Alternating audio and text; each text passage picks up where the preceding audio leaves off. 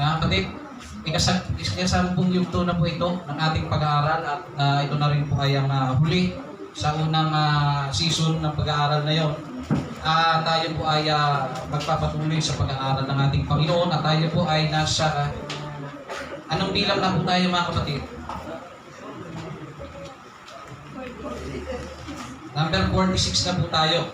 Okay? Aral na huwag mabalisa sa inyong pamumuhay. Ito po yung aral na huwag mabalisa. So, yan din po yung ating kinanta mga kapatid kanina.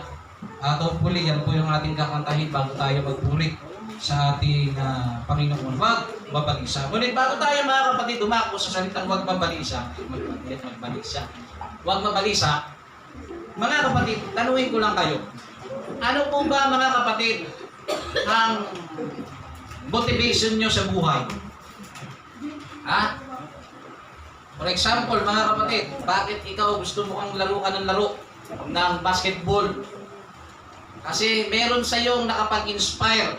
Tama po ba? Laro ka ng laro. Kaya kapag tinanong mo ang isang player, bakit ka naglalaro niya? Sino ang naging inspiration mo? Bakit mo ginagawa yan? Ay sasabihin mo, yung iba siguro, NBA player ang kanyang babanggitin. May iba siguro, babanggitin niya ay PBA player. So, meron pong nakakapag-inspire sa atin. Tama po ba? Sa lahat ng bagay, bakit ka gusto mo kumanta ng kumanta? Gusto kong maging Regine Velasquez. Meron tayong kamantayan na gusto natin maging ganun. Tama po ba? Bakit gusto mo maging teacher? Kasi nanay ko teacher. Bakit gusto mo maging abogado? Kasi gusto ko pong ipagtanggol ang mga naapi. Bakit? Kasi kami po, nung kami kumuha ng abogado, natalo kami sa kaso, kaya babawi ako. Para sa mga mahihirap na gaya ko. So nagkakaroon po mga kapatid ng motivation. Bakit nagpapatuloy ang tao? No? Nagpapatuloy ka, namomotivate ka kasi mayroon kang inspiration. Tama po ba? Marami sa atin nag-aaral dito. Masarap daw mag-aral kapag ka mayroong inspirasyon. Tama? Pag ikaw ay mayroong inspirasyon, ganado ka mag-aral. Pero tatandaan niyo po, kapag hindi mo kayang i-handle ang inspiration, mapunta yan sa distraction mga kapatid. Bakit po? Hindi ka na makapag-aral, kakaisip sa kanya, napupuyat ka. Kaya ng ating pinag-aaralan kanina, makapuyat kayo. Pero yung iba, napupuyat sa isang tao. Hindi sa pag-aaral. Pagod na ako sa aking module, bakit ako'y talagang nag-aaral talaga ba? Nag-aaral? O dahil meron kang pinagpupuyat ang iba? Yan. So, inspiration. So, dito po tayo mga kapatid. Motivation. Ano po ba ang motivation sa Tagalog? No? Sabi mga kapatid, ang motivation sa Tagalog ay pagganyak. Pagganyak. No? Sa isang kahulugan mga kapatid, ito po ay sinasabing paghimo, paghikayat, o pagbibigay sigla doon sa isang tao. Halimbawa, ikaw ay mataba. Nakakita ka ng mga matataba na pumayat sa loob ng 6 na buwan. Pumunta ka doon sa page nila sa FB. Doon nagsishare sila ng mga tips kung paano pumayat, anong dapat kainin, ano ang dapat na huwag kakainin. Yan. So nagkakaroon sila ng motivasyon mula doon sa isang taong mataba. Tapos, yun ang ginagawa mong inspirasyon. Sa loob ng 6 na buwan, I want to be like her. Gusto ko maging gaya niya. Di ba? Tama po ba? Nagkaroon ka ng inspirasyon plus motivation mga kapatid na gawin mo lalo na ikaw ay pumayat. Amen po ba? Kapag nagkaroon ka ng inspiration, magkakaroon ka ng motivation yan mga kapatid na pag sumikapan, hindi ka naman pwedeng pumayat nang kakain ka lang din ng kakain. Siyempre, magiging motivation mo, kailangan mong magdisiplina sa iyong sarili para marating mo ang nais mo. May mga tao naman na mapapayat, gustong tumaba. Hindi nyo na kailangan pumasok sa page.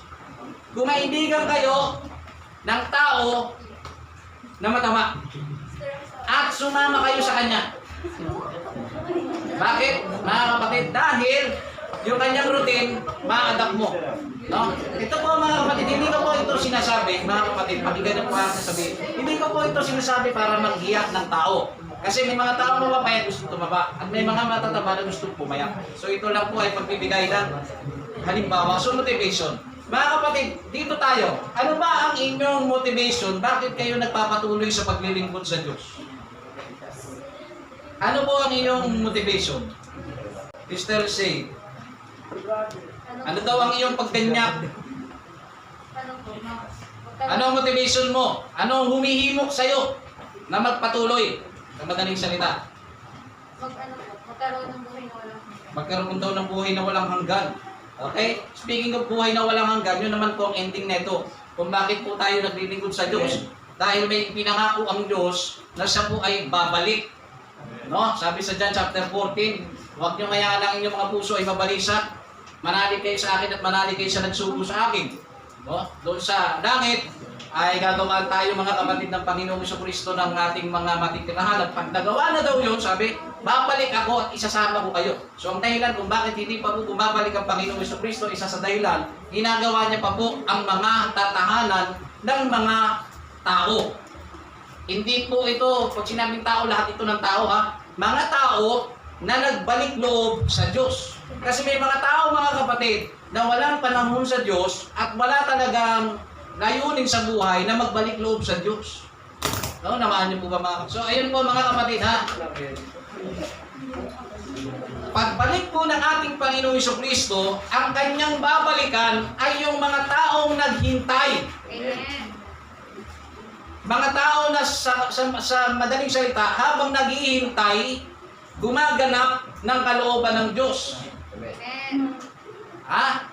Meron kasi mga kapatid tao, nagantay ka lang nagantay, pero wala kang ginaganap na tuntunin o kalooban ng Panginoon. Kailangan nag-aantay at habang nag-aantay tayo po ay gumaganap ng tungkulin natin.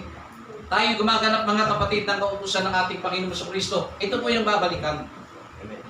Amen po ba? At pagbalik ng Panginoong Jesucristo at nasumpungan tayong matuwid sa harapan ng Panginoon, tayo po yung isasama ng Panginoong Jesucristo. Hindi na po siya bababa rito mga kapatid at siya mag-ano sa inyo. Ihilain niya kayo. Papataas. Pagdating ng Panginoong Jesucristo, siya po ay nasa alapaap. So siya po mga kapatid ay nasa alapaap at sasalubungin natin ang ating Panginoong Jesucristo. At ang sabi, sa Kanya tayo magpakailanman. Mga kapatid, doon, hindi na tayo iiyak. Wala nang iyakin doon. Mga kapatid, wala nang mga sakitin, wala nang mga matatanda. Dahil doon po mga kapatid ay babaguhin ng Diyos ang ating mga appearance para maging gaya mga kapatid kung anong kalagayan ng mga anghel. Na sila po ay hindi tumatanda, hindi nangihina. Ganun din po ang mangyayari sa tao. Kaya bakit mo inuubos ang iyong buhay dito sa lupa? Kaka-bisyo. Bakit mo inuubos ang iyong oras dito sa lupa? Kakahabol sa tao na hindi ka naman talaga mahal. Kakahabol mga kapatid na yumaman. Na gusto mong yumaman, lagi na gusto. Bakit gusto mong yumaman? Kasi gusto kong mabili lahat ng gusto ko. So yun ang kanyang motivasyon. Na mabili ang lahat ng kanyang gusto. Mga kapatid, napaka-importante po ng motivation. Bakit po tayo nagpapatuloy? Kasi may mga tao po na kapag walang motivation sa paglilingkod sa ating Panginoon, sila po, hindi po sila nagtatagal po sa pagsamba. Hindi sila nagtatagal at hindi talaga sila mga kapatid maaaring magtagal kasi wala silang motivation. Dapat ang motivasyon mga kapatid, pag nandiyan ang motivation mo, kahit anong mangyari, gagawin at gagawin mo ang kabayaran o ang kapalit sa gusto mong mangyari. Gaya kung mataba ka, di ba? Kahit na sobrang hirap na, pinipilit mo. Nakakita ba kayo sa FB niyan, yung mga video, sobrang taba niya? Hala ka, kung anong ginagawa niya, ilang buwan siya, nagpapakahirap siya. Tapos nakuha niya mga kapatid ang kanyang naisin, siya'y pumayat. Di ba pinaghirapan niya po mga kapatid? Ganun din po sa Panginoong Diyos, kapag tayo po'y maglilingkod, kailangan mong paghirapan ang paglilingkod sa Diyos. Amen. Hindi po mga kapatid, pag nandito ka, para kang hari, lagyan kita ng red carpet, upo ka na dito, papaypayan kita, gusto mo kape, kinapay, ano. Mga kapatid, sa paglilingkod sa ating Panginoon, pagpasok natin sa loob ng iglesia mga kapatid, ini-expect ng Diyos na may gagawin ka para sa Kanya. Amen. At ang motivation natin mga kapatid, kung ibig natin makapasok sa kalangitan mga kapatid, o doon sa ipinangako ng ating Panginoon, bilang ikaw, ano ba ang dapat mong gawin? At kung ikaw ang tatanungin, tayo ay tatanungin, karapat-dapat ba tayong makapasok sa oras na tumulog ang trompeta? Makakapasok kaya tayong lahat? Tatandaan niyo po, hindi lahat ng nasa loob ng iglesia ng Diyos ay maliligtas. Amen. Baka nagkakamali kayo mga kapatid. Hindi lahat ng palasimba maliligtas. Hindi lahat mga kapatid ng mababait ay maliligtas dahil sinasabi ng Biblia, isasawala ko ang kabaitan ng mababait kaya kahit anong bait mo. Hindi mo mababago mga kapatid ang kapalaran. Hindi ka maliligtas kung hindi ka magbabago at hindi ka magbabalik loob sa Diyos. Iba po ang mabait kasi may dalawang klaseng bait. May bait na para sa sarili mo lang at bait dahil tinutupad mo ang kalooban ng Diyos. Amen po ba mga kapatid? So ayan po mga kapatid, kailangan po natin ng motivation. Ngayon, may tanong po ako sa inyo. Sino sa inyo walang trabaho? Madaming walang trabaho. Sino sa inyo mahirap? Maraming mahirap. Hindi ko sinasabi, nagtatanong ako dahil mayaman ako. Kundi lahat tayo mahirap. Lahat tayo, kailangan natin ng trabaho. Tama po ba? Amen. Ngayon mga kapatid, naniniwala ba kayo ng Diyos ay wala pong imposible sa Kanya? Amen. Ngayon, kung sakaling bigyan kayo ng Diyos ng trabaho at malaking sahod, ano ang unang-unang gagawin nyo? Mga kapatid, ano ang unang-unang mong gagawin sa unang sahod mong 30,000 na ipinagkaloob sa iyo ng Diyos na trabaho? Pag sinabi kong kaloob ng Diyos, ito po, hindi po pumipigil sa paglilingkod sa Kanya, ha? Nakakasamba ka nito. Ngayon, mga kapatid, binigay sa iyo ng Diyos, magandang sahod. Ano ang unang-unang mong gagawin? Brother Benny Paul, ano ang unang-unang mong gagawin sa sahod na ibibigay sa iyo ng Diyos? O ikaw man ay nagtatanim, umani ka, anong unang-unang mong gagawin? Ha? Tumulong? Hindi ba nag-iisip kayo, ngayon pa lang kayo nag-iisip? Mamin kayo. Hindi ba't nung nagtanong ako sa inyo, ngayon pa lang kayo nag-iisip? Kaya hindi maibigay ng Panginoon ang bagay na gusto ninyo na dapat ay para sa inyo kasi hindi nyo pa handa o hindi pa kayo handa kung paano gagamitin yung bagay na gusto niyang ibigay. At hindi yun mangyayari dahil hindi ka nga handa. Dapat, bago pa pumasok ang pagpapala, naisip mo na kung ano ang mangyayari at ano ang gagawin mo sa pagpapala. Dahil maraming tao mga kapatid na hindi marunong kumontrol ng pagpapala ipinagkakaloob ng Diyos. Umami man tayo o hindi, pero siya, mananampalataya o hindi, pag nakahawak ng pera, minsan hindi na siya kilala ng kanyang kapitbahay. Hindi na siya kilala ng kanyang kaibigan. Bakit? Kasi ang pera mismo ang humuhubog sa tao kung minsan para magbago.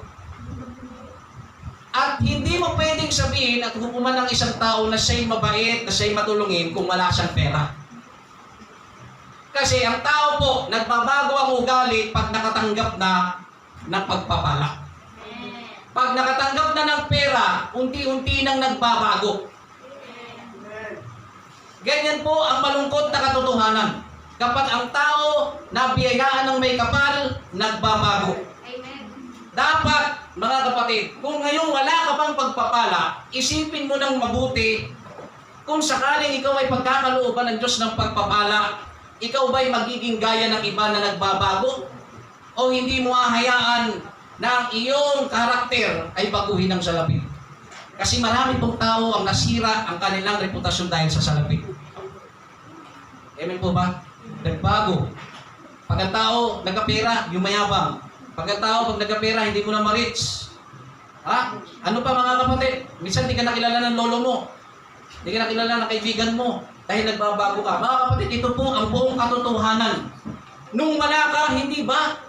Lahat tayo nagsimula sa wala. Tama mo ba? Hindi ba't nung tayo'y wala? Sobrang init natin sa Diyos. Unahan mo pa ang iyong pastor. Pastor, may gawain tayo kahit wala naman. Bakit? Kasi free ka. Ang saya, maglingkod sa Diyos. Nung araw na wala pang laman ng pulsa mo. Nung araw na wala ka pang responsibilidad sa magulang mo. Di ba? Minsan, tatawagin ka ng nanay mo, may dalang pamalo, uwi! Bakit? Kasi sobrang saya. Sobrang saya nang laging nasa simbahan. Napakasaya mga kapatid nung nakasabayan ko. Yung hindi pa uso talagang cellphone. Nakatutok kami sa gawain. May cellphone man yan, nandiyan yan. Pero hindi yan nagiging dahilan para hindi kami mag-fellowship. Bakit? Eh hindi naman kasi katulad ng cellphone dati, yung ngayon. Yung cellphone dati hindi katulad ngayon. Kasi dati, gagamitin mo lang ang cellphone mo, hawakan mo lang pag tumunog. Minsan pag tumunog, check operator pala. Di ba? Mga kapatid, wala ka palang loob. Nasino sa inyo nakaabot yan mga kapatid? Yung tipong ang daming matatalinong estudyante sa school, pag tumunog, check operator. Sino sa inyo nakaranas yun sa school? Ha? Yung mga klase natin, pag nag-check, di matutunog, check operator, wala ka palang load eh. Kaya yung iba, sinasilent. Yan mga kapatid, balik tayo doon mga kapatid. Ano po? Dahil ngayon pa lang kayo nag-iisip, sige mag-isip kayo. Bibigyan ko kayo. Kung sakaling ikaw ay pagkalooban ng Diyos ng pagpapala, ano ang unang na gagawin mo? Mga kapatid, Sister Dayan.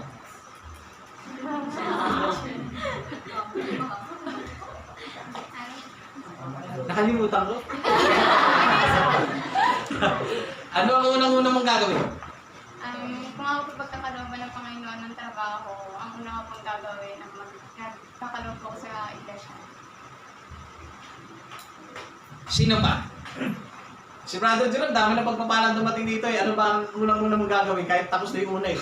Ano ba ang gagawin mo? Kung sakali, malakihang biyaya ang iyong matanggap na nagmula sa Diyos dahil nagpaganda sa paglilingkod eh. Kasi yung taong mga nagpapagal sa paglilingkod sa Diyos, ang biyaya ng Diyos pag umulan. Sapat-sapat. Amen. No?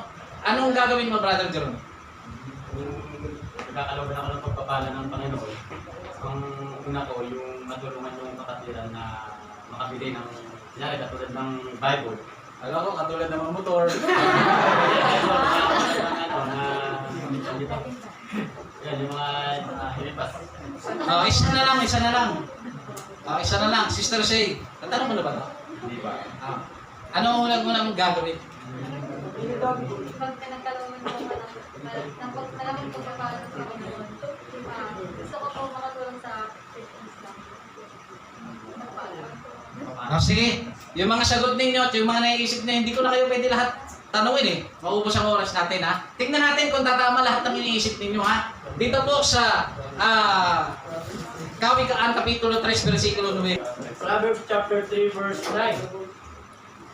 Parangalin mo ang Panginoon ng inyong tinatangkilik at ng mga unang bunga ng lahat mong ani. Okay, sabi ng Biblia, sa tao po ito, hindi po ito sinabi sa unggoy, hindi sinabi sa ipis o sa ano. Sa tao po ito, isinulat at sinabi. Parangalin mo ang Diyos, o parangalan mo ang Diyos, saan daw? Sa inyong tinatangkilik. Sa iyong tinatangkilik sa wikang English, first fruit. Unang-una. Ano man ang iyong tinatangkilik, parangalan mo ang Diyos. At kung ikaw naman ay nagtatanim, anong sabi? At ng mga unang bunga ng lahat mong ani. Kung ikaw naman ay nagtatanim, pagsasaka ka o kung anong pagtatanim mo, ang unang bunga ay iparangal mo sa Diyos.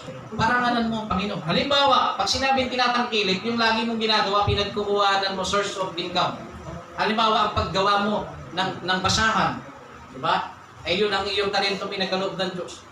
Gumawa ka ng basahan, kung yun ang ibig mo sa puso mo ha, gumawa ka ng the best na basahan na pwede mong ibigay sa gawain ng Diyos.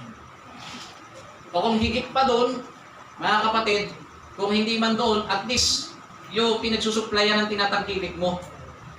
Halimbawa, ikaw ay nagpe-pedicab driver, pwede mo bang lagyan ng gulong dito sa church? Hindi po yun. Kasi yung tinatangkilik mo ano? Ha? Kasi iba yung talento eh, naghahabi ka kung anong hinahabi mo, yun pwede mo ihandog sa Diyos. Pero kung yun eh, di gulong, ano, gagamitin ba natin dito yun? Sidecar? Dali mo dito? Hindi po mga kapatid. Ibig sabihin, yung tinatangkilik mo, ano na po yung tinatangkilik mo? Yung binabayad ng pasahero mo. So ano ngayon ang gusto mong ibigay bilang pagpaparangal sa may kapal? Naunawaan po ba natin? Parangalan natin ng Diyos sa lahat ng ating ginagawa. Hindi ba nakakita mo ba kayo ng mga estudyante? No first honor, salutatorian, o ano, pagsabit, di ba? Pagsabit, anong ginagawa po ng mababait na estudyante na anak? Tinatanggal, binibigay sa ina at sa kanyang ama. Yun po ay pagpaparangal. Ganun po mga kapatid, pinaparangalan po ang Diyos pag tayo po ay pinagpapala. Ngayon mga kapatid, di ba? Ngayon pa lang kayo nag-iisip, ngayon pa lang tayo nag-iisip. At ngayon hindi pa rin dumadating, di ba? Tama mo ba? Bakit? Kasi yung maliit na mga pagpapala binibigay ng Diyos sa atin, hindi nga natin magawa parangalan ng Diyos ang malaki pa kaya. Amen. Nakuha niyo mga kapatid? Marami po sa ating mga tao, maliit na bagay, parang maliit na bagay lang, hindi gaano nabibigyan ng pansin na parangalan ng Diyos. 100 piso, paano mo paparangalan ng Diyos? Pasalamatan mo. No? Ibigay mo ang para sa Diyos. Kasi ang Diyos mga kapatid, step by step. Kung napagkatiwalaan ka sa maliit na bagay, ang sabi ng Biblia, ay maaari kang mapagkatiwalaan sa malaking bagay. Kaya kung sa malaking bagay pa lang, mga kapatid, o sa maliit na bagay, ekis ka na sa Diyos, ay huwag kang umasa, natatanggap ka mga kapatid ng mas malaki. Nauna po pa natin. Kaya, kung maliliit na biyaya na meron tayo na ipinagkakaloob ng Diyos, parangalan nyo na ang Diyos. Ngayon pa lang. Bakit? Dahil sa oras na parangalan at matutunan natin parangalan ang pangalan ng Panginoon sa maliliit na bagay na biyaya na ipinagkakaloob sa atin ng Diyos. Karapat dapat po tayo tumanggap ng malaking bagay. Halimbawa, ikaw ay tatay, brother. May anak ka. Pagbibilinan mo ng pera, hindi ba iisipin mo kung kanino mo iiwan? May anak kang nagdodroga. May anak kang mabait. Kanino mo ibibigay? Hindi ba doon sa mabait, sa responsible, kahit maliit na bagay lang na pera, o malaking pera, lalo na kung malaking pera, di ba? Kung maliit na pa o 500 na itago mo ito ha, kung ipapakita sa kuya mo yan, walang iyayan, baka ay sindi lang yan. Di ba? Di ba? At pagka napatunayan ng bunsong kapatid na maayos siya, pag dumating yung panahon, itago mo ito ha, ikaw nang bahala. Hindi ba't laging iniiwan, lalo na pag last will and testament, iniiwan doon sa taong mabait talaga? Mapagkakatiwalaan, hindi po doon sa balasubas. Diba? Ganyan po mga kapatid sa realidad. Bilang mga tao, mga kapatid, isipin natin mabuti. Ngayon pa lang, kung tayo ay pagkakalooban ng Diyos, paano natin pararangalan ang ating Panginoon. So kailangan po natin mga kapatid ito maisabuhay. No? Kasi marami po sa atin hindi kayang maisabuhay at maaaring hindi pa kasi naririnig ang aral. Maaaring hindi pa nila alam. Kaya paggastos ng pera, wow, cellphone agad. Pagbagsak ng 30,000, wow, wala akong kilala. Di ba? Mga kapatid, may mga tao pagbagsak ng 30,000, alam natin niyang bibili niya. Di ba? Tama mo ba? Huwag kayo masasaktan ha. Pag nasaktan kayo, masalamatan niyo Diyos. Kung minsan hindi kayo balanse. Hindi ko po ito sasabihin para saktan ang kalooban nyo. Hindi ko po ito sasabihin mga kapatid para ihamak kayo o hamakin kayo. Pero buksan natin ang ating kaisipan ngayon. Handa na po ba tayo? Amen. Bakit pagdating sa mga biyaya at pagpapala na ipinagkaloob sa atin ng Diyos, hindi ba nasa atin yun? Amen? Amen. Kailan mo huling pinarangalan ng magulang mo? Kailan? Kailan mo huling niregaluhan ng magulang mo? Kailan mo huling binigyan ng magulang mo? Ito po ang masakit na katotohanan. Pagdating sa mga personal na ating mga bagay, o lalo na pagdating sa ating mga iniibig o kasintahan, mga kapatid, sasabihin ko ito sa inyo, hindi ulit para saktan ang kalooban nyo. Buksan nyo lang isip nyo, maintindihan nyo aking ibig sabihin. Hindi ba mas malakas tayo gumastos sa ating mga kasintahan? Minsan hindi mo pa nga kasintahan namumuhunan ka na. Tama mo ba? Diba? Namumuhunan ka na. Lahat binibigay mo. Ba't mo ba ito ginagawa ko? Sinatang mo ba yan, Sophie? Gusto kita. Sigurado na ako sa iyo. Sigurado ka na ba sa akin? Hindi ako sigurado Pero sasaktan na kayo. Diba? Mga kapatid, ito po tatandaan mo po. Ano man ang ating itinanim, babalik sa atin niya. Once na ikaw ay hindi naging mabuting anak, naging pabaya ka sa iyong magulang, wala kang pakialam, wala ka man ng pagpaparangal, time will come. Ang salita ng Diyos hindi magmimintis. Kung ano ang ginawa mo sa iyong magulang, siyang aalihin mo pag ikaw ay may anak na. Maniwala kayo mga kapatid. Yan po ay biblically speaking po mga kapatid, ito po ay nangyayari. Biblical. Nangyayari po yan mga kapatid. Kaya kung mapansin ninyo, di ba? Yung sinasabi nila ng mundo ngayon, bakit ba mag-aasawa ka? Para may mag-aalaga sa akin, para pagtanda ako, may mag-aalaga sa akin. Totoo ba? Di ba nga ngayon Yung mga anak, di ba walang iyak? Iniiwan ng magulang. Kung murahin ka, alam mo sila yung nagpapakain. Sinusuntok, tinatadyakan. Di ba nung tumanda na, binabatok-batukan yung tatay. Umihi ka dyan. Di ba? Pagpapaligot, pinapaltok mo ng tabo sa ulo. Pero siya yung tao na nagsabi, kaya ako nagpapamilya para may mag-alaga sa akin. Tama o mali? Tama. Bakit nangyayari sa kanya yun? Dahil maaari nung kabataan niya, napakawalang iya niya sa kanyang magulang. Kaya bumalik sa kanya lahat ng ginagawa niya. Imposible po, napaka-imposible kapag ikaw ay naging mabuting anak at mabuti ka sa harapan ng Panginoon, imposible, mga kapatid, na ikaw ay magkaroon ng anak na kakapasapasin kapag tanda mo. Hindi. Bakit? Maayos kang anak, maayos kang lingkod ng Panginoon. So nung ikaw ay nagkaanak, tuturuan mo siya ngayon kung paano maging mabuting anak, maging mabuting lingkod ng Panginoon na may takot sa Diyos. Pagdating ng araw, mga kapatid, hindi ka niyan sisipasipain.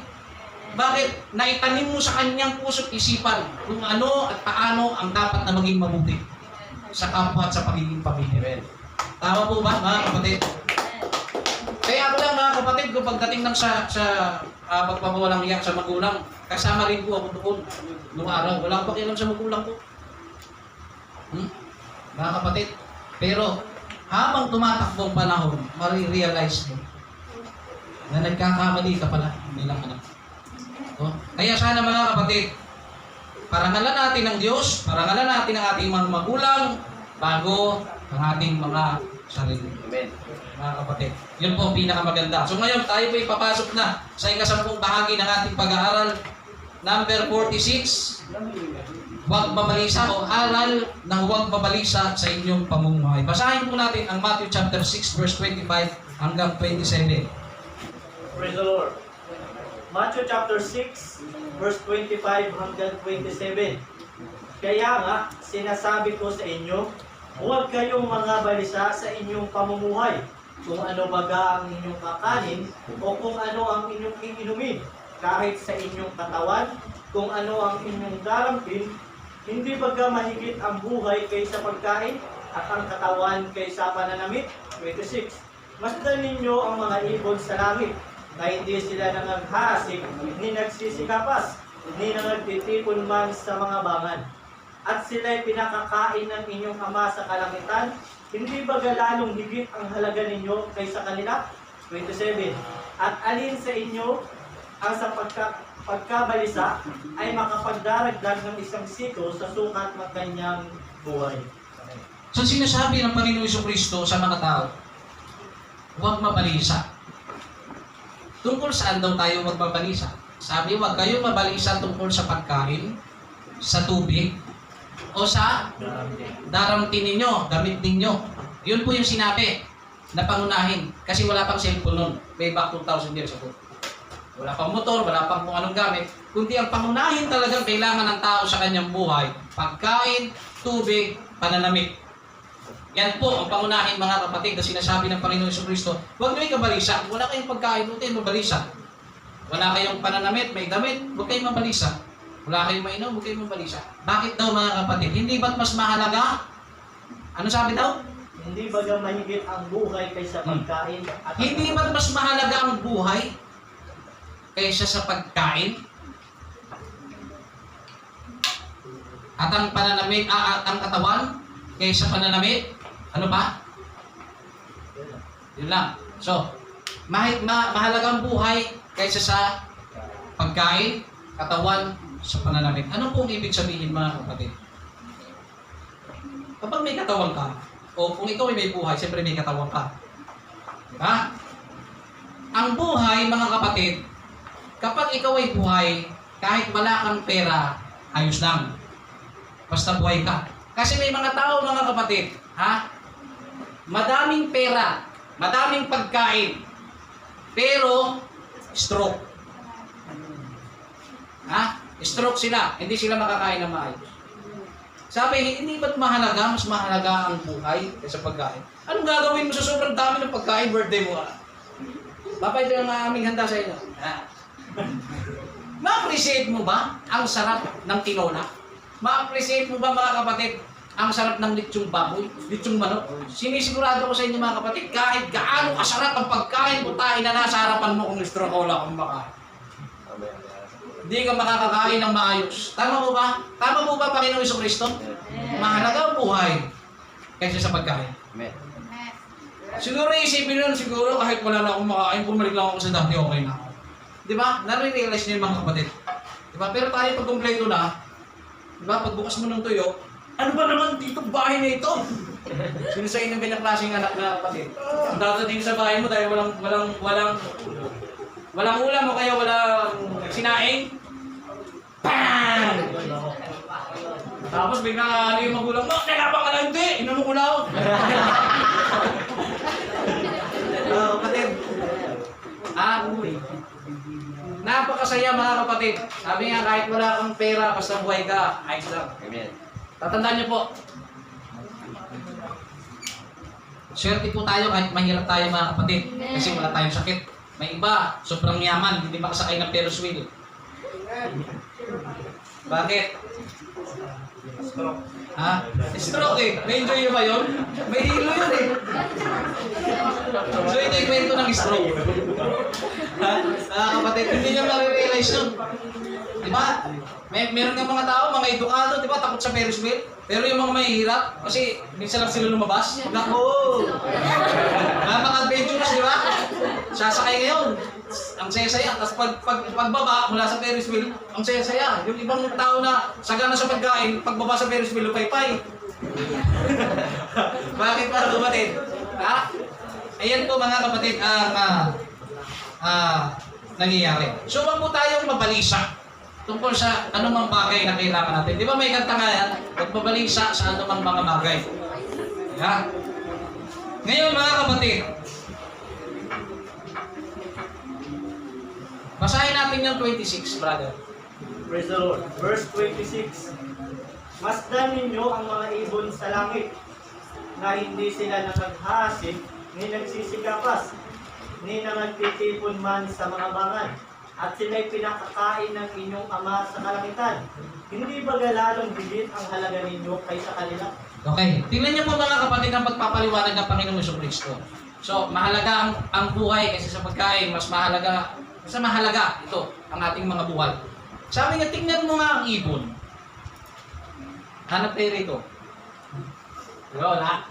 Sabi mga kapatid, tingnan niyo ang ibon. Hindi sila nagtatrabaho, pero pinakakain sila ng inyong amang nasa langit. Hindi ba't mas mahalaga kayo kaysa sa mga ito? Nakita niyo mga kapatid, ang buhay ng tao, tayo po ay mahalaga. Kung hindi ka mahalaga doon sa niligawan mo at binasted ka, nagkakamali siya.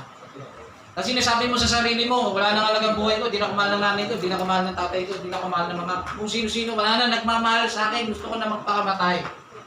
Mga kapatid, mahalaga ka. Hindi mo lang alam na mahalaga ka. Mahalaga ka sa harapan ng Diyos, mga kapatid. Huwag mong hanapin ang halaga mo sa kabarkada mo. Dahil ayaw mong gawin ang pagdodroga, ayaw mong gawin ang pag-iinom, at ayaw nila sa'yo kasi ayaw mo nang ginagawa nila. Umalis ka, wala kami tropa ng dinodroga kasi dito. E pinipilit mo ipagsiksikan ng iyong sarili doon. Mga kapatid, huwag mo hanapin ang halaga mo doon. Hanapin mo ang halaga mo sa Diyos. Amen. Mahalaga ka sa Diyos. Kaya tanong mahalaga ba ang Diyos sa atin, mga kapatid? So kailangan po natin mga kapatid, malaman ang halaga natin. Mahalaga po tayo sa Diyos. 27. Praise the Lord.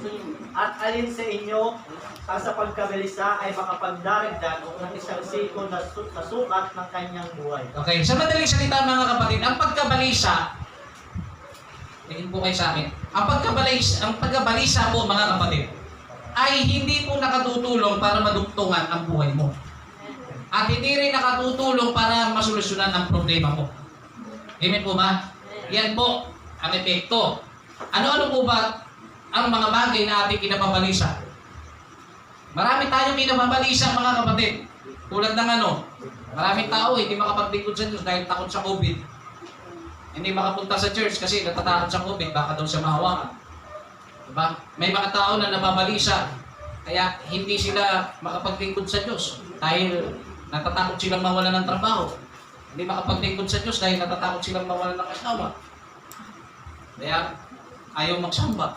Mga kapatid, sobrang dami natin po na kinababalisa bilang mga tao. Subalit hindi po ito nakakadugtong ng ating mga buhay. Sabi sa unang Pedro Kapitulo 5, versikulo 7, sabi, na inyong ilagak sa Kanya ang lahat ng inyong kabalisahan sapagkat kayo'y pinagmamalasakit niya.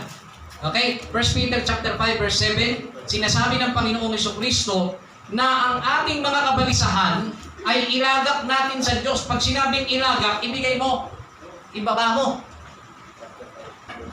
Saan ka matakot? Saan ka ba nababalisa? Ibigay mo sa Diyos. Takot ka sa dilim? Nababalisa ka? Wala kang kasama? Nababalisa ka sa maraming bagay? Ilagak mo sa Diyos. Ibig sabihin, ipasa mo, ibigay mo. Ano ba ang nagpapahirap sa'yo? Ibigay mo sa Diyos. Ito lang mga kapatid, ang aking napansin na. Ang mundo pala natin, punong-puno ng hindi pagkakaunawaan. Sa totoo lang, napansin ko yan mga kapatid, kahit manood kayo sa TV, kahit ang istasyon ng magkaibang istasyon, di ba?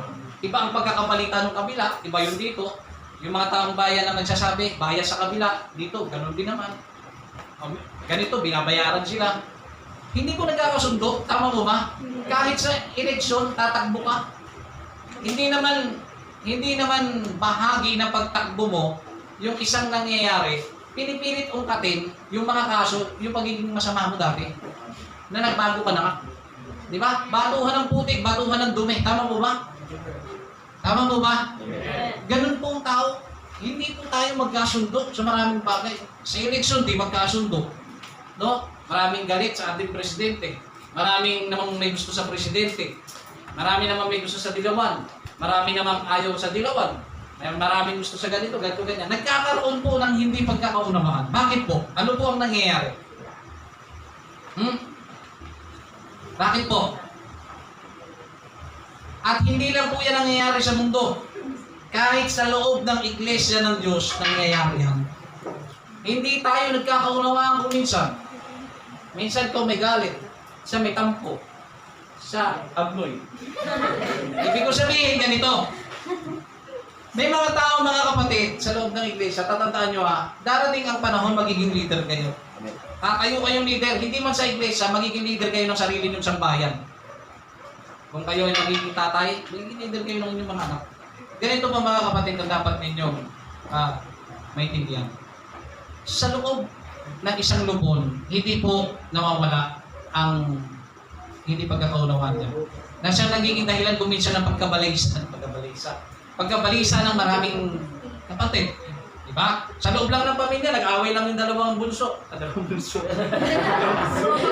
Nag-away yung dalawang kababata ng kapatid. Hindi ba't bilang ikaw ay ate, nababalisa? Hindi ako makasamba, bakit ika? Pag ako'y sumambay, magbubugbugan yun. Walang aawat. Baka pagdating ko, patay na isa. Eh, hindi ako makasamba. Ako'y nababalisa. Mga kapatid, tatatandaan niyo po, nangyayari po yan. Tanggapin niyo yan. Nangyayari po yan. Pero dapat mo natin maintindihan dito, mga kapatid. Sa pagtatalo o sa hindi pagkakaunawaan, nakakaramdam po ba kayo ng pagkabalisa? Sino sa inyo nakakaramdam? Kayo yung ganitong klase, wala akong pakialam, mamatay pa siya. Diba? Kasi yung may mga taong good conscience, tatandaan niyo po ang taong mayroong good conscience, hindi yan mapalagay hanggat hindi naaayos ang lahat. Naman yung mga kapatid. Yan po ang nasa good conscience. Pero kapag ikaw ay nasa hindi magandang konsyensya, wala akong pakialam dyan, gusto mo, barili ko pa yan. Diba? Meron pang, hindi naman ako mamamatay kung wala akong kaibigan. Diba? Kaya ko naman mabuhay mag-isa, tatandaan niyo po, kaya nga po, nalikha ang awiting, walang sino man ang nabubuhay para sa sarili lamang. Tama po ba? Walang sino man ang namamatay para sa sarili lamang. Sino sa inyo nakakalam yan? Tayong lahat ay may pananagutan sa isa't isa. Tayong lahat ay tinipo ng Diyos na makapiling niya. Ano niyo mga kapatid, hindi ko maintindihan. Mga kapatid, itong pangaral na ito, dalisay na galing sa Biblia, walang kahit anong interest. Sabi ng Panginoon, huwag mabalisa. Pero minsan ang pinaggagalingan ng ating pagkabalisa, ay kagagawan din natin minsan. Nababalisa ka, hindi ka masaya pag umuwi ka ng bahay nyo. Dahil nag-away kayo ng mama mo o ng tatay mo. Diba? Pero sabi ng Diyos, huwag kang mabalisa. Ibigay mo sa Diyos. Ngayon, Panginoon, ako'y nababalisa. Hindi ako mabanatag, hindi ako sanay na ganito kami ng nanay na hindi kami nag-uusap. Panginoon, ito inilalaga ko sa inyo na sana po kumilos kayo na magbati kami. Maayos po lahat kami ito. Sa tingin niyo tutulungan Diyos? Tutulungan Diyos. Ang problema tayo minsan tao, ayaw nating maayos. Tayo po ang may problema kung minsan. Kaya ang pinanggagalingan ng lahat ng pagkabalisa natin mga kapatid, kagagawan lang din po natin. Ganito po ang ating gagawin. Ano man ang nagpapabalisa sa atin, bigay mo sa Diyos. Bigay mo. Kahit basag na ang isang relasyon, pag binigay mo sa Diyos, bubuuin ng Diyos yan. Mga kapatid. Kahit na hindi magandang nangyayari sa iyong buhay, bubuuin ng Diyos yan. Kahit na mayroon kang kaaway, mga kapatid, na matagal mo na, 10 taon mo ng kaaway, na hanggang ngayon ay galit ka pa rin sa Kanya, ibigay mo sa Diyos yan. Kasi hanggat hindi mo binibigay sa Diyos yan, mag-aabot yan ng 20 years. Yung galit mo, kapitbahay mo. Ibigay mo, Panginoon. Nakakapagod kaya yan. Mga kapatid, masaya ba yun? Masaya ba yun, mga kapatid? Na hindi ka masaya? Siyempre hindi yung masaya. Ang masaya, pagka ikaw ay masaya. At para makamit mo ang pagiging masaya, piliin mong maging masaya. Mga kapatid, no? Tatandaan nyo, kahit anong galit mo sa isang tao, pupunta pa rin sa libing mo pag namatay ka. Napansin nyo? Kahit anong galit mo sa tatay mo, kung mauna kang mamatay, sino magpapalibing? Sarili mo? Hindi. Magulang mo pa rin ang magpapalibing sa'yo kahit naging walang iya kang anak. Ha? Sino magpapalibing sa'yo? Best friend mo? Mga kapatid, may mga pagkakataon sa atin na mas mahalaga pa sa atin ang ating mga labas sa ating pamilya. Kasi sa sarili nating pamilya, hindi mo naisip pag namatay ka, sila pa rin ang magpapalibing. Sila pa magpapabanda. Para lang mapanatag ka. Oh, mga kapatid. So, ayan po mga kapatid ha. Tanggalin natin balisa. Ano man mga kapatid ang nagpapabalisa sa iyo, tanggalin po natin, ibigay po natin sa ating Panginoon. Bakit daw po? Sapagkat kayo'y ipinagmamalasakit niya. Nagmamalasakit ang Diyos sa atin. Sa tingin mo, pag hindi ka masaya, pag sumasamba ka, hindi masaya ang Diyos? Hindi po masaya ang Diyos. Kaya pag tayo po ay sasamba mga kapatid sa ating Panginoong Diyos, kailangan ipakita natin, masaya tayo. Mga kapatid, walang mangyayari sa atin kapag tayo po ay nagpapatuloy sa ganito. So kailangan ng ating kabalisan ibigay natin sa ating Panginoon. Sabi sa Philippians chapter 4, verse 6 hanggang 7, huwag kayong mabalisa sa anumang bagay. Sa halip ay idulog ninyo sa Diyos ang inyong mga kahilingan tungkol sa lahat ng mga bagay. Sa pamamagitan ng panalangin at pagsamong may pagpapasalamat. Number 7. At ang kapayapaan ng Diyos na higit pa sa kaya nating maunawaan ang magbabantay sa inyong mga puso at mga pag-iisip sa pamamagitan ni Kristo Jesus. Mga kapatid, bilang isang tagapanguna sa loob ng iglesia, gusto kong malaman ang inyong saloobin. No? Wag nyo na po itaas ang inyong mga kamay. Wag nyo nang itaas. Pero may tanong lang ako. Kung sino man sa inyo ang merong sama ng loob sa akin, kay pastor, o sa katabi mo, o merong kang tampo, hinanakit, mga kapatid, sa loob ng iglesia, ito po aking sasabihin sa inyo. Yan po ang magiging dahilan ng pagbagsak ng ating spiritual. Hindi mo pwedeng sabihin na ikaw ay mapagpatawad kung hindi mo na-experience na may kaaway ka. Mapapatunayan mong ikaw ay mapagpatawad sa iyong kapwa kung sa maraming panahon, maraming tao umaway sa iyo na pinatawad mo sila. Kaya kasabi, hindi mo pwedeng sabihin na ako hindi ako magnanakaw dahil ang malakang manakaw. Ang tunay na magnanakaw, ang tunay na hindi nagnanakaw ay sa kabila ng maraming cellphone, sa kabila ng maraming pagkakataon na pwede kang magnakaw. Nandiyan isang libo, nandiyan ng refrigerator, hindi mo ninakaw. Mga kapatid, tama po ba? Yan. So yan po yung sinasabi ko sa inyo. Dahil po ito po ay dapat nating maintindihan. Kasi huwag kayong mapundi sa pagpapatawad mga kapatid. Alam niyo kung bakit? Kasi may mga tao na, nako, 10 beses niya lang ginawa sa akin yan. Hindi. Ayok, stop it. Ayoko na. Sawa-sawa na ako. Uulit-ulit na lang. Ayoko na. Mga kapatid, may aral nga sa Biblia eh. Sabi, Panginoon, ilang beses po ba dapat magpatawad? Ano sabi? If I'm not mistaken, 80 times 7. Tama po ba? 80 times 7? Sinabi ng Panginoon Kristo? 70 times 7. 70 times 7, brother. Huwag mo nang isipin. Magpatawad ka na lang. Naunawaan niyo mga kapatid? Di ba? Pag sabi ko 70 times 7, nag-iisip ka, anong pinakamadali? Magpatawad ka na, huwag ka na mag-isip. Naunawaan niyo mga kapatid? Yun po ang ibig sabihin ng Panginoon Kristo. Tayo kasi mapagbilang. Di ba? Pag may kasalanan ng tao, meron tayong katampuhan, binibilang natin yun. Hindi natin naisip na kung magbibilang ang Diyos sa atin, mas marami siyang pwedeng ibato sa atin.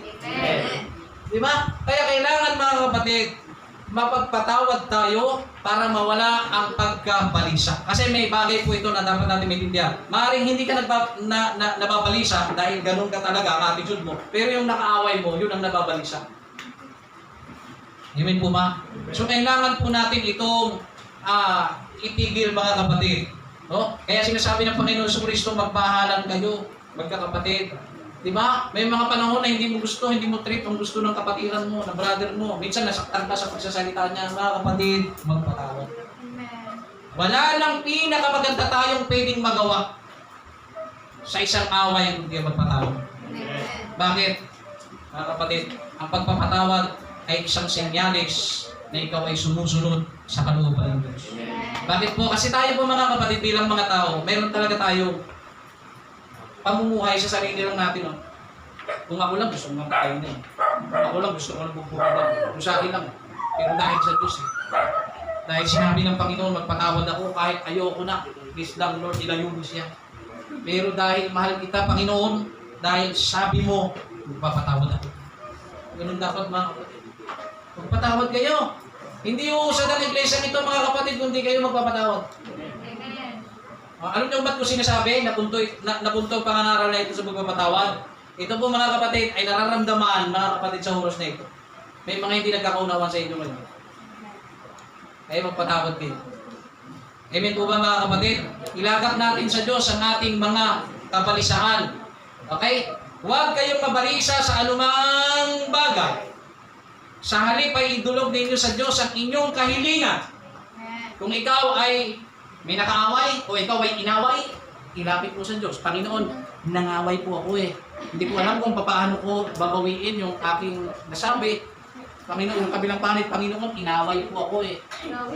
Alam niyo kung mapansin ninyo, kung ang tao mapanalanginin at gusto lagi ang kalooban ng Diyos, nag-aayusin.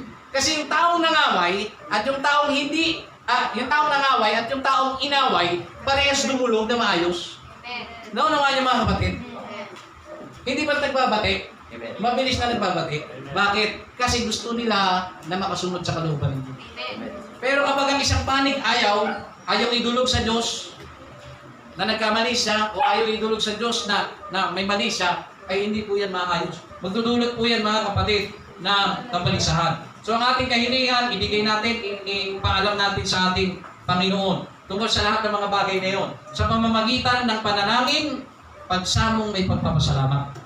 Kung ikaw pala may dinadalang problema, kabigatan sa buhay, idulog mo sa Diyos, Panginoon, ito po ang aking problema. Wala akong trabaho. Ito ang aking problema, meron po akong karamdaman. Ito po ang aking problema, meron po akong utang na nagpapabalisa sa akin, hindi ako makatulog. Lagi na nakakatok si Mang Kanor. Ibigay mo sa Diyos. At pag binigay mo sa Diyos, ang sabi ng Biblia, hilingin mo ngayon ang gusto mong mangyari doon sa pinagkakabalisahan mo. Tama po ba? Panginoon, ang aking asawa ay buntis, hindi ko alam kung ano po ang pwedeng mangyari. Kabuhanan niya po ngayon. Ang aking kahilingan lamang po, dahil ako'y nababalisa, ako'y nasa trabaho malayo, ay ang aking hinihiling lang po, kung sakaling ang aking asawa ay biglang manganak, hiling ko po na meron pong mga tao kayong gamitin na madala sa ospital ang aking asawa. Hindi tapos. Tama po ba? Kasi tayo kasi, ang anak ko, ang asawa ko, mga anak na, kaya pag nasa trabaho ka, maglilig po ako. Diba? Yun po ang nagiging kulang sa atin mga kapatid. Yung inaalala mo, ibigay mo na sa Diyos. At yung kahilingan mo, ipalit mo. Dahil marunong ang Diyos. Marunong ang Diyos na tumulong kung marunong ang humiling sa Kanya. No? Mga kapatid, lahat ng balisa ibigay nyo. Kaya mamaya po nag-worship tayo, lahat ng balisa ibigay mo na. Ibigay mo lahat. At ano, sa kabila ng pagkabalisa mo, ano ngayon ang gusto mong mangyari? Ano ngayon ang gusto mong hilingin? Mga kapatid, pag yan ang ginawa mo, sigurado, malaking pagbabago mangyari sa buhay mo. May pagbabago, mga kapatid. Hindi pa pwedeng wala. Hindi pa pwedeng wala. Itulog natin sa ating Panginoon. Sabi nga, at ang kapayapaan ng Diyos, tatandaan niyo po, may kapayapaang nanggagaling po sa Diyos. Ha? Sabi dito po sa 7, Philippians chapter 4 verse 7, at ang kapayapaan ng Diyos na higit pa sa kaya nating maunawaan. Tingnan nyo ha. Ang kapayapaan ng Diyos ay higit pa sa pwede nating maunawaan. Sobrang lawak ng kapayapaan na meron ng Diyos. Sabi, ulitin ko po ha, at ang kapayapaan ng Diyos na higit pa sa kaya nating maunawaan, ang magbabantay sa inyong mga puso at mga pag-iisip sa pamamagitan ni Kristo Jesus. Hindi nyo napansin mga kapatid ang versikulo na yan, Philippians chapter 4 verse 6 hanggang 7, chorus po yan ng alam niya. Nakanta. Na pinaiksi ang detalye. Hindi nyo napansin mga kapatid. Kanina ko yan napansin nung ako po mga kapatid ay nag-aaral na huwag kayong mabalisa sa anumang bagay. Sa halip ay idulog ninyo sa Diyos ang inyong mga kahilingan tungkol sa lahat ng mga bagay sa pamamagitan ng panalangin at pagsamo may pagpapasalamat. At ang kapayapaan ng Diyos na higit pa sa kaya nating maunawaan ang magbabantay sa inyong mga puso at mga pag-iisip sa pamamagitan ni Kristo Jesus. For the last, yung kapayapaan, mga kapatid, na nagmumula sa Panginoong Jesucristo. John chapter 14 verse 27. Babasahin ko po ito sa Magandang Balita, Biblia. Juan 14:27. Kapayapaan ang iniiwan ko sa inyo. Ang aking kapayapaan ang ibinibigay ko sa inyo. Hindi ito katulad ng kapayapaang ibinibigay ng mundo. Huwag mabagabag ang inyong kalooban at huwag kayong matakot. Juan 14:27. Mga kapatid, sinasabi, ang kapayapaan ng Panginoong Jesucristo ang iniiwan niya mga kapatid sa mga tao. At ang kapayapaan na yun ay hindi katulad ng kapayapaan galing sa mundo. Dahil yung peace o kapayapaan na nagmumula sa mundo, hindi po yun pang matagalan. Hindi pang matagalan at magdudulot yan ng kabalisahan. Pero yung peace na nanggagaling o kapayapaan na nanggagaling sa Diyos, magpakailanman. Magpakailanman. At hindi ka na kailanman mababalisa. Mabalisa ka man, alam mo na ang gagawin mo. Amen? Bago tayo magtapos mga kapatid ha, pag once na ikaw ay nabalisa, anong unang gagawin? Ilagak mo sa Diyos ang lahat ng kabalisahan mo. At pagkatapos mong mailagak sa Diyos ang lahat ng kabalisahan mo, lahat ng inaalala mo, kaya hindi ka makapagpatuloy sa paglilingkod sa Diyos. Sabi, humiling ka ngayon. Ano ang gusto mong mangyari sa mga kinababalisan? Tutugon ng Diyos. Sabi niya dyan sa 33 verse 3 ng Jeremiah, ano sabi? Kung tatawag ka sa akin, sasagot ako, tutugunin kita, at ipapahayag ko sa iyo mga bagay na hindi mo maunawaan. Diba? Kaya nga may mga panahon na naiisip natin, hindi ko lubos maunawaan kung paano tumugon ng Diyos, pero isa lang ang alam ko, tumugon siya. Sa oras na ito mga kapatid, inikom natin yung ating mga upuan. Magtuturi tayo sa ating Panginoon. Mga kapatid, ito na po ang tamang panahon. Ano man po ang ating kinababalisa, ibigay po natin sa